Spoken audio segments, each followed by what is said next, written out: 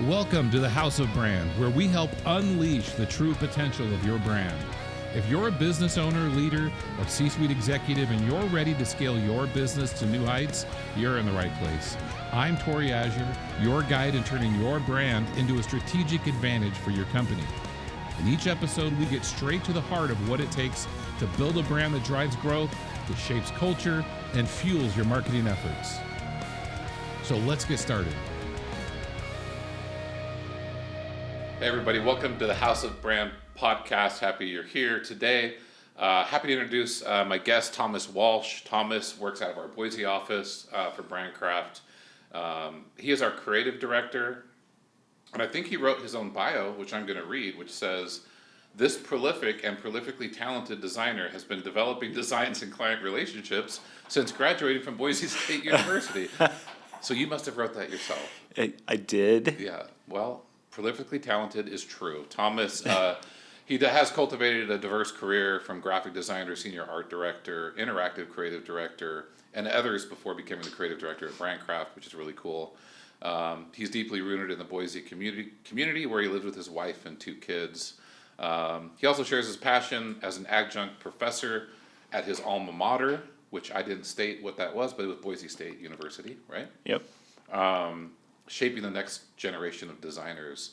So all that's cool. So welcome, Thomas. Anything that we forgot to mention in that you want to talk about just as you or as a designer or this great city of Boise that you live in?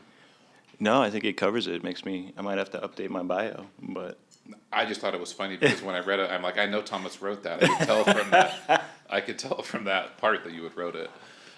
So as this podcast goes, one thing I've been trying to do, Thomas, and I'm going to try and take it as long as we can, is talk about things that aren't logo. okay. Until we have to talk about the logo. And the only reason is just because you probably know this as you go out and research and you look at anything out there. I guess it's popular now to say that the brand is not a logo. Right. Like anything you go search for, it comes up and it was like, well, a brand is not a logo. And I'm like, yeah, that's true. And we've even talked about, well, that's getting old too now to say that. So what is it then? Like we really have to define it and talk about it. So we'll try not to talk about the logo today. Okay. But there is a lot of important elements about design that just aren't the logo. Mm-hmm. So with that, let's talk about that. So when we work on a project, a client comes in, we've had one recently, a construction company here in Boise, remember that said, hey, we really want to do a rebrand. We just don't want to change our logo. Right. And so thinking of that client, because I know you know who I'm talking about, what are things we can do as a design agency and you as the creative lead to say, okay, we can still update the brand visually? Like what kind of things can we do? Yeah, I think a lot of times you start with looking at what they have currently, where they've been. But I think that, for this company in particular, it's like they liked their logo. They were happy with it. So a lot of times I kind of go backwards and I try to get some history on the logo, where it came from, why they made certain choices and did the things that they did.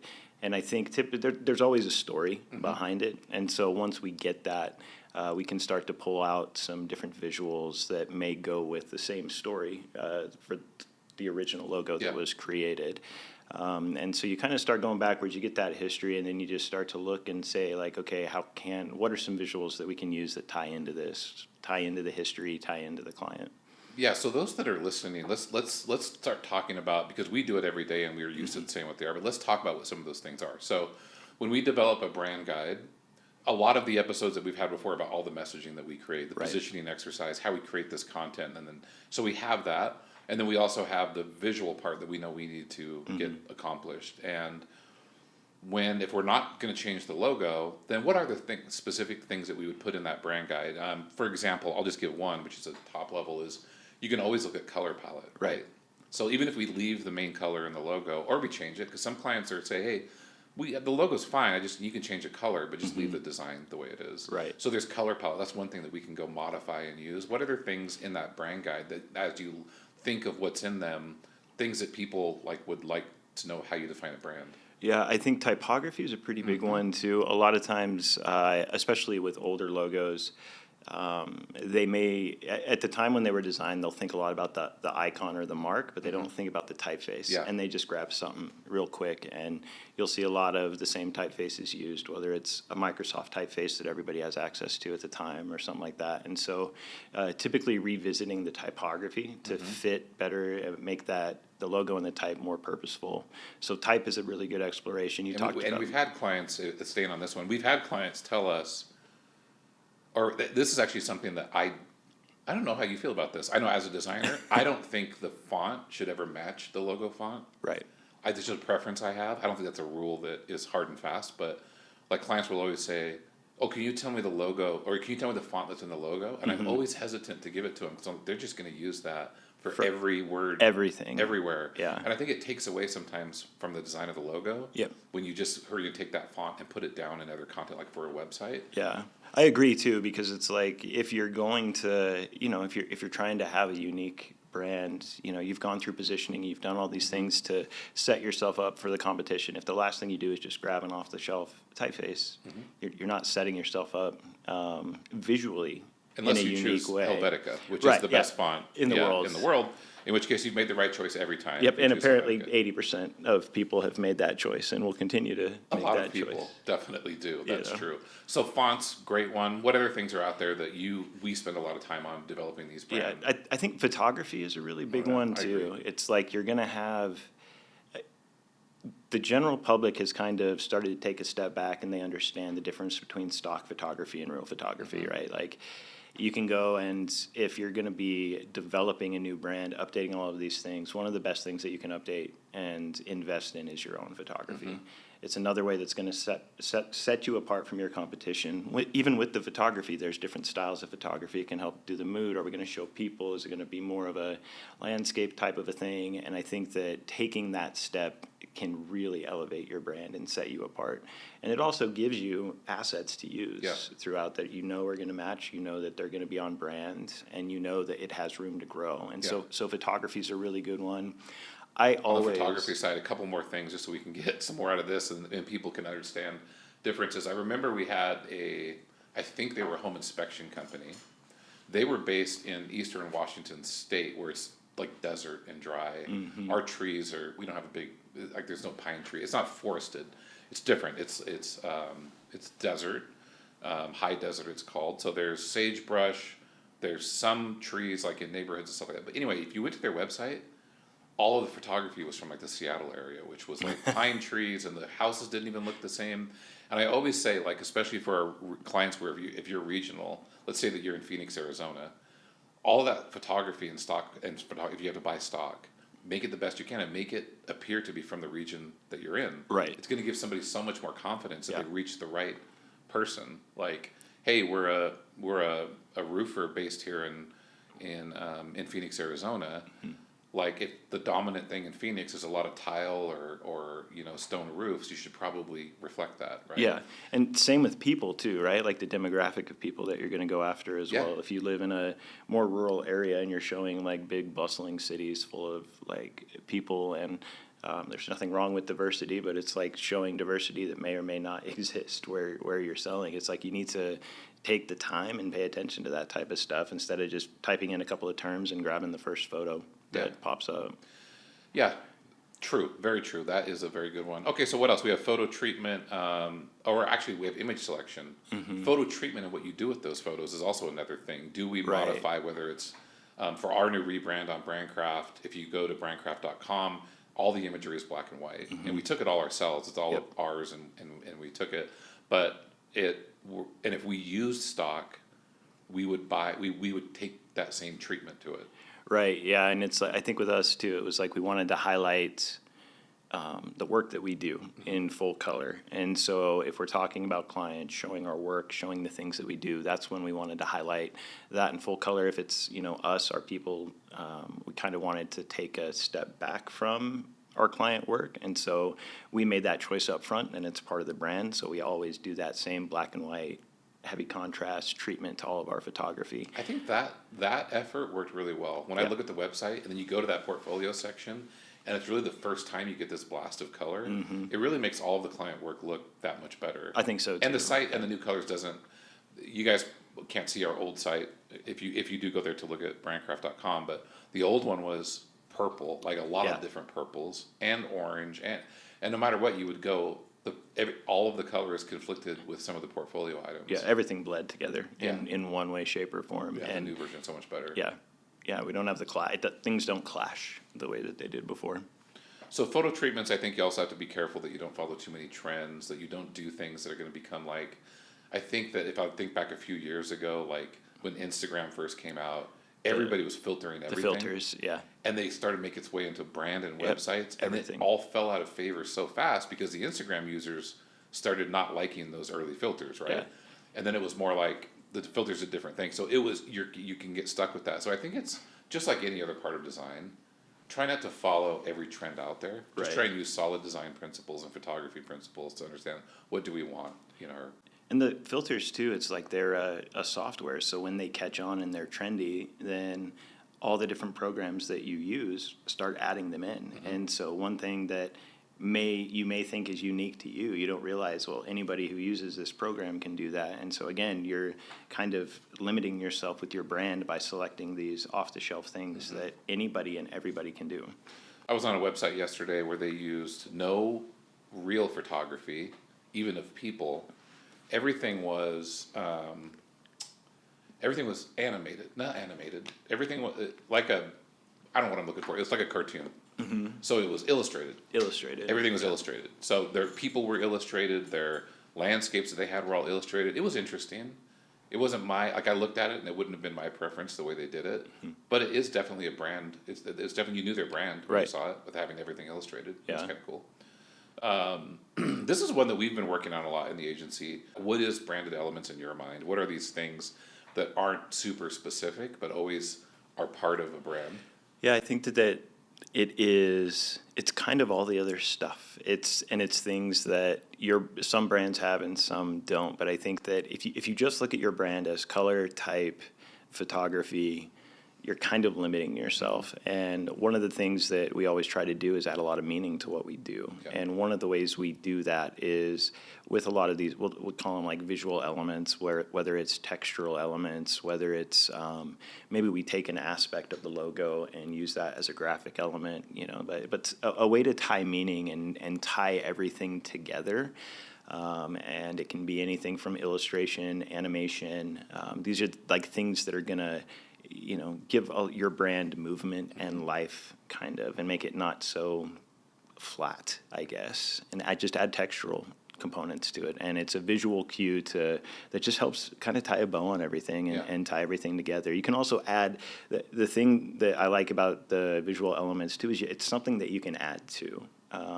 You can always add to your brand, but you're not going to necessarily just add in a new color one day, but you may be working on a campaign and do a type treatment or a illustrative treatment, and it works really well, and then that becomes a really big part of the brand. Pretty soon you can say, oh, well, that's a visual element we want to use and carry on and use throughout our brand moving I think forward. a lot of our clients are actually nervous about what you just said. Yeah. They're like, wait a minute, if we develop the brand standards, I just want everybody to follow them exactly. Uh-huh. And I think there is a place for that, to say this is a very rigid document. You can't, especially with the logo. That's that's the one that always, and we try not to talk about logo, but we have to, where we kind of say, and every good agency does this, like, don't do this. Right, yeah. Like, don't stretch it, don't make it, Don't our change the color's blue, color, don't make it don't- orange. yeah. All those things are important, but also the implementation of brand and branded elements always has room for creativity. Yes. And that's the part that we try to explain to them, because you know what, every brand at some point, if you don't bring in some of those new branded elements, I think everything's going to get stale. Yeah, absolutely. And Everyone I think would get tired of it in 2 years. Like, right. And it's hard too, because I think people look at larger brands like Nike or Apple, for example, where it's like they seem to change every year. Mm-hmm. The brand itself isn't typically changing. Mm-hmm. It's those branded elements that may be changing. The campaign might be a little bit different. But if you were to go back and actually look at the brand guide and the brand for those companies, they're the same. I think that it gives people want things to be consistent, and the consistency is really important as well too. But I think it depends where you are where the company is in its journey, right? Like if you're just starting out, that consistency is really important. You just want to get yourself out there. You want to get your brand in front of people. You want people to look at it and know that who you are just by looking at it. If you've been around for years and years and years, you can start to, people know your brand. They know what it is. Then you can start adding in some more of these elements. But if you do it from the get-go and you just start changing things all the time, people are just going to get confused, and your brand will be confusing, and you won't have that cohesiveness. Yeah, I think that's the trick. I think the trick is when the marketing team or the creative team comes up with a new idea and says, the overall look is exactly the same, but we're going to add this one element. That's fine. Like you're introducing something to say, let's see if this works or not. Let's see if, but we're not changing even. It's not even in conflict with the brand guide. Right. It's just in addition to. Yeah, absolutely. We're adding this, and I think you don't ever want to be in conflict with the brand guide, the visual design, and say, well, typically we always put the logo in this corner on, or we don't actually specify that too much, but. Whatever it is, you just say, we're going to do it completely different. We're going to start flooding pink in the background now instead of blue. It's like, no, like that's not the kind of risk we're talking about taking. Right. Well, and you have to, the other thing too that I think can be a little bit hard for people to grasp is that people are interacting with your brand in very different ways, right? Mm-hmm. It's one thing if somebody comes to your website, they're going to interact with your brand that way. You may have, let's say you're working on a proposal for somebody and you're sending off these documents to people that only they're going to see. They're going to be interacting with your brand in a different way as well, too. And so there's all these different parts and pieces that are all branded. They all work together and they're all part of that larger picture, your overall brand. But I think at times clients want everything all at once, and it's a journey, right? It's like, you may see an ad, and then you may visit the website, and then you may go to it and watch a video, and then you'll start to see all of those things interact. We don't have to do it all at once. You don't have to, flood everything all at once. And so I think it's like, if you look at, you may have some visual elements on the website that may or may not be in a video, which may or may not be on a proposal, but all of those elements together are your brand. And when you look at your guide, that's kind of how we're outlining what those different visual elements are. I'm trying to imagine some clients and what they've said. And I don't know that I have any specifics, but here's an example of one. Like, we might say the logo is always like horizontal, don't ever rotate it or something like that. But yet someone's off designing a water bottle because we're going to give it to clients, and it's like, well, we kind of have to rotate the logo, right? 100%. Because it's going to run up the side of the water bottle. That's fine. Right. But we've had brand managers lose a lot of sleep over that and be like, well, no, the brand has to be, and it's like, okay, you can always make decisions that are best for whatever that, like you said, those touch points are and whatever needs to happen. Yeah. So other things in branded elements. So this is actually, let's go back to it. Art is one that I was talking to you about. Mm-hmm. I was like, hey, I had this idea for art on this project. It really is just a branded element like you're talking about. It's whether that's a dot pattern running up from the right corner to the top, whether it's this one was lines that would run through. Mm-hmm. It's ways to help designers make the brand come to life by giving them a leg up and saying, here's some branded elements you can use in design. They should work. I think if we're doing that, they should work in print and digital alike. Right, and absolutely. be able to be implemented. I think that's our job to make sure that these things can be implemented. Yeah. Because if you deliver something to a client that's going to put it to an in-house team, for instance, I just want them to be able to understand the branded elements and how to use them and how they work. For our team, usually, we kind of know that, but sometimes we hand these off to internal teams. Well, and I think the danger there is, being a designer, if you don't have some of those branded elements, I think naturally we're going to create them ourselves. Sure. We're going to do like if all you have in a brand guide is your color, your type, and that's about it, we're going to need more than that. And so then we're going to start. Imagery goes along with that too. Exactly. If you don't have the direction of this is the style and this is what we do, we're just going to pick an image every time. Right. And we're going to do things like, this isn't in your brand guide, but your logo has a curve on it. Okay, I might use that curve here to try to draw the eye and pull it here. And so I think that inherently that's what designers are going to do. Yeah. And so we just try to outline it's almost like a toolbox, right? Of like just different things that you can use that will always be branded, but might help your the overall piece come to life a little bit more. This next subject, I'm interested to see what you say. It's something that we've done in the agency, and I think that maybe we could even get better at it. Like we could do it a little bit different, but because I think that all of our designers do it in their own way. But as an agency, we haven't forced everybody to do this like brand exploration of items exactly the same way. Right. But we do have brandscapes, and then we have mood boards, and I've seen both of them be used by your team on the creative side of this idea of either one of those, mood or brand. In my opinion, both of these should probably come pretty early, but we've gotten in the habit of kind of doing mood boardish stuff and then putting brandscape at the very end. Right. But so what it is, and I'll describe it, and some of you guys might know, there's a different term for brandscape. We call it that, but it's stylescape. Yeah. So a stylescape, really, when I look at one, is really taking the brand and these branded elements and trying to put it all on a board to say, can we paint the picture of what this brand is on just one giant canvas? Yeah.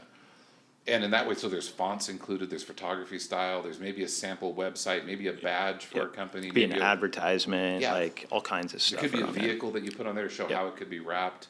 So it's this idea, though, that we're gonna try and paint, when you look at that, almost like if you were to look at a piece in a museum, an art piece, if I just stare at it, I'm gonna be able to see everything that this brand could be, and it's not everything, obviously. Yeah. But it's a way to paint it. How do you think in your process you would like to use mood or style or brandscapes? What do you think they're best used for, and how do you think that maybe clients or those watching should look at one of these, and maybe explain it better than I did? I don't know if I explained it good, but. No, yeah, I think part of the problem is the general public probably doesn't know the difference between a mood board and a stylescape or a brandscape. I think that we use mood boards internally more often. It isn't unique. Like a mood board isn't unique to a client. So, and what I mean by that is, let's say that I'm working on a new brand for a tech company. In the mood board, I'm trying to convey an overall feeling, right? A mood for that brand. But in that mood board, I might have pictures from Apple or find a brand that works really so a way well. to explain it is it's almost like a Pinterest board. Exactly. Yep. Yeah. That's exactly what it is it's a Pinterest board of kind of like, these are all things that we like that I think would fit the mood of this brand or fit the, the overall tone that this organization has. And you kind of gather all of that stuff together, and there's probably color in there, there's probably texture, it's all these different things, but you're just overall, like, do all of these random images, type, color things, do they work together? Do you get a good mood? Do you get Okay, so you as the creative director, or you as maybe the creative lead on a project, can take a mood board. Maybe you work on it for a while. Yep. You're trying to figure out what you have as a vision for this rebrand or these branded elements. So you're putting all this together, and then that seemed like that's a great way to take that mood board, deliver it to the team to say, Exactly. hey, here's what we're thinking, and then they have a visual now to compare it to. Right, and from there it's like let's say on that mood board you have a screenshot or a image capture of a typeface that you like, right? You're not wanting them to use that exact typeface. It just might be a serif typeface versus a sans serif typeface. So then the team knows, like, okay, we don't need to look for serif typefaces. We're going to look for a sans serif typeface moving forward. And so it's not as specific. It's more of, kind of a generalization, like a cool color palette. I'm not telling you what color palette to use. It'll need to be cool and not warm, that type of a thing. Yeah, this works great for clients because I think clients, when we are working with a client, some are very good at explaining what their preferences are. Right. And if you said, is it more modern or more traditional? I think some of those that are used to this process have an answer for us right away. Yeah. Others say, I don't know what modern means. I don't know what you're talking about. Or in their mind, they might think they do, but they don't. When we say modern, like in my mind, I'll just explain what I think of. But in my mind, modern often has less color, more white space, sans serif fonts that are maybe thinner. Like I go through all the things to me that's modern, and then someone else might explain it completely different. And that's why I think the mood boards are so important to say, this is what I mean. Yeah. Yeah, and we'll use, sometimes on the mood boards too, we'll use words like to describe like an action or a feeling, like energetic versus, trying to think of the opposite of energetic. Laissez-faire. Right, exactly. And so it's like, so sometimes we'll kind of do that as well too. The one thing that is a little bit interesting with the mood boards is when we show those to clients, I have been in those presentations and the clients get a little bit hung up about, well, that's not our brand. Like if you show pictures of other companies, of other things, and it's kind of like, okay, so that part's a little bit interesting. But I think that's what kind of drove us to do these brandscapes in the first place, is so then eventually we can now show just your brands, and not anything else.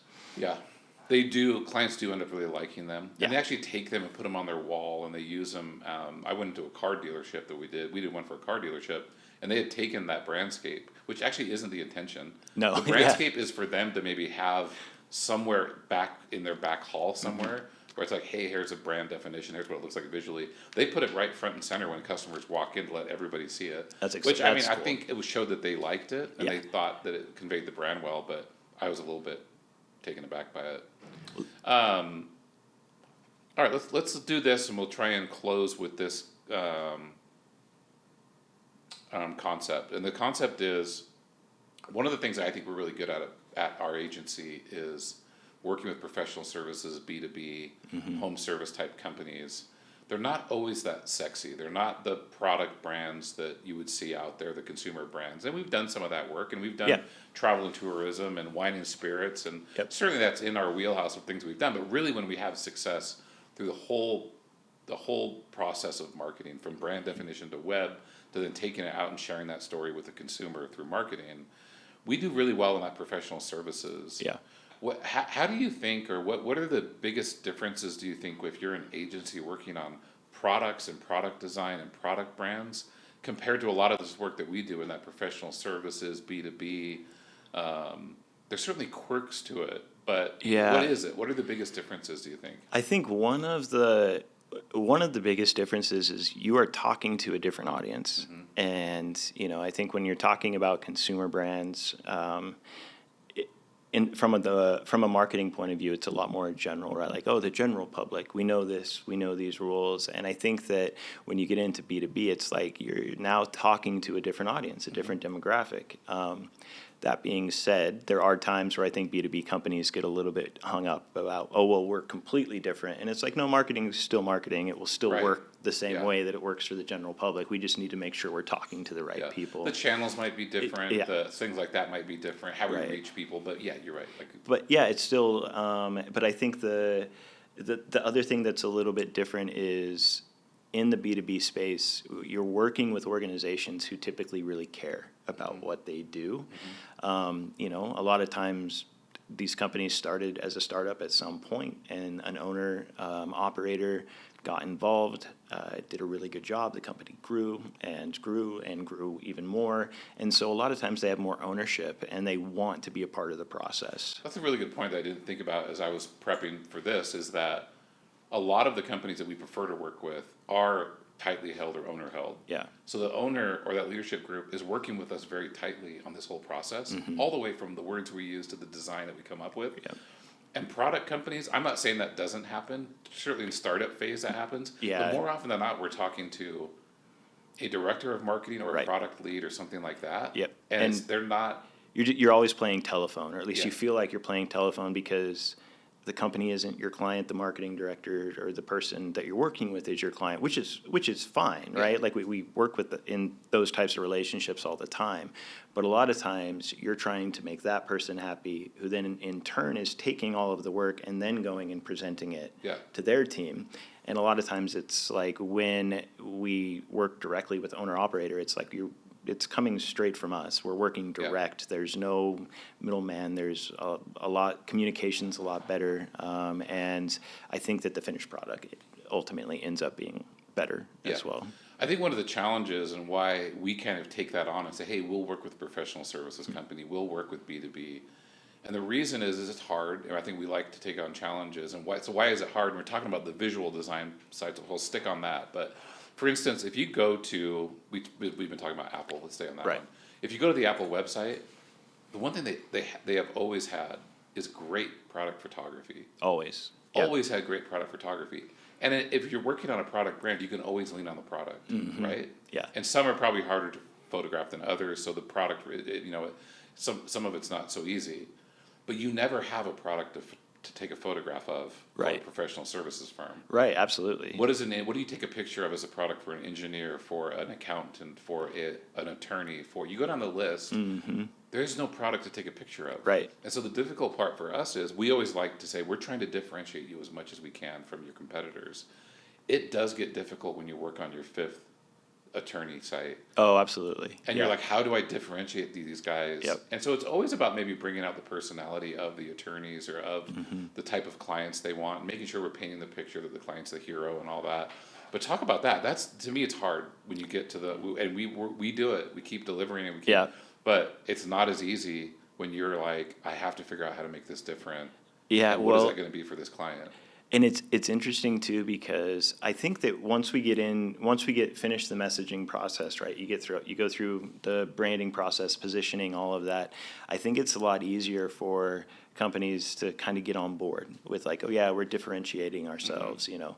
As soon as they start to be able to see something, like we're presenting actual physical work and design to them, the idea of showing them something different from what their industry is doing, almost 9 times out of 10, it's like, whoa, like, I still want to look like everybody else in our industry. We don't want to be completely different and separate ourselves too far visually from what everyone else is doing. And so there's always this kind of push and pull and of trying to come up with something that visually is going to be unique as well. Like, why go through all this work just to have unique words if you're not going to position yourself in a unique way visually? Perfect. Because it describes a bit of the same problem we have at the messaging phase that just carries over into that, which is, you're right. Like, honestly, if I'm a 5-person attorney firm, or maybe let's say it's 15-person, that's more in our line, 15-person attorney firm, 2 locations, and I'm here and I do this, but our competitors are in the same city, and you ask, well, what do they do that you don't, or what? And early on in the brand, they're like, we do the exact same thing. Yeah, same exact thing, always. Yeah, we do the same thing, and we're like, okay. But how are you different? And that's a tough conversation of trying to say, well, hey, your onboarding's a little bit different. The way that you treat your clients is a little bit different. Your guys' involvement with the community is just in different areas than theirs is. So you try and find all of these things. But to your point, we're never going to create something purposely so unique that nobody can understand that they're an attorney firm. Right, yeah, exactly. Yeah. It's like, no, we have to establish that they're attorneys. Yeah. And I always say, look, you can't be completely unique. Like the iPhone when it came out was completely unique. Right. Yeah. Like it was the only one that operated the way it did. But what we can do in the professional services B2B is we can always be distinct in how we present the brand. And so that's what we have to talk to the client about. Look, we have to do some things that are distinct to the way that we're doing it. Right. But they're not completely unique. So it's this idea of unique versus distinct, and allow clients to say, okay, yeah, we're not trying to, pink is a great color. I just don't think it works for us. Yeah. Like we don't need to use that. But just to make it distinct. Any other thoughts? Let's say somebody out here watching is maybe they are a leader of a business or an owner. Maybe they're a designer. Maybe they are just knowing that they should do some of this work, which is maybe a rebrand or work on branded elements. And maybe they're a designer and they do this for their company. What are some just final thoughts you could talk about this idea of the visuals that aren't a part of the logo, the branded elements, to kind of close it out or maybe give them some advice? I think one of the most important things you can do is think about the big picture of this brand. I think that a lot of times when we get a brand, or let's say a company comes in, they want to do a refresh, they basically they've all, for the most part, gone through the same process. Oh, first, I need a logo. Okay, they got a logo. Oh, now I need signage. They throw up signage. After doing 4 or 5 one-off projects with people, they start to have a brand and a visual language, but it starts to be really inconsistent. You know, you're working with different sign companies, you're working with different designers, all of that type of stuff. And I think at the beginning, they're not thinking about the big picture. Like, how is this going to be used online, video, web, social, all those different aspects. And so I think if you can think about that and keep that in mind while you're working on a brand or while you're doing any branding, it's bigger than you think it is. And it's going to be used in a lot more different places than you think it is too. And it's just keeping that in mind. I've seen a ton of brands that it's like, oh, this is perfect, it looks great, but they're looking at it on 8.5 by 11. It's like, awesome, well, how's that going to translate to the web? Yeah, how's that going to look on a video? I've done that before. Of course. I think as designers, like a lot of the advice we have, and this is great advice you're giving, is because of all the mistakes that we've made, right? 100%. Like I've done branded design elements or design art that goes along with a brand that was so complex that it really only worked in that one square that I made it in. And then later the client's like, how do we do it on this and this? And you're like, yeah, that's really difficult. I'm not sure you're going to be able to pull that off. Or on the web was one back in the day we're pretty good at, you know, designing most of this now and seeing the big picture. Yeah, and going, absolutely. Hey, like if I'm working on, like, I know how these design elements are going to work on the web. In fact, that drives a lot of what we do. Yeah. But also, I want to make sure it works on a truck, or I want to make sure it works on a 8.5 by 11. Right. And so I think often in design, and this will be the last, you know, piece we close with, is the way to make sure it works with a lot is to just always embrace simplifying whatever these really complex ideas you have are, Right. and getting it down to something that's distinct and memorable, but people can use it. It's still a concept that people can use. It's not so complex that they can't. Right, and I think that is also really important, the idea that other people can use this. Yeah. A lot of brands come up with some, you know, things like whether it's their type color, and things are so unique that it just makes it really difficult to use. It's Yeah, I think that's another podcast episode Yeah. right there, which is designing through fonts, which is one of my biggest pet peeves. Yeah. Probably why I choose Helvetica for everything, right? That makes sense. Yeah, to just strip any design from the font. Thomas, appreciate it. This was a great talk about brand and branded elements. For everybody out there, I'm glad you watched, and stay tuned for the next episode of House of Brand.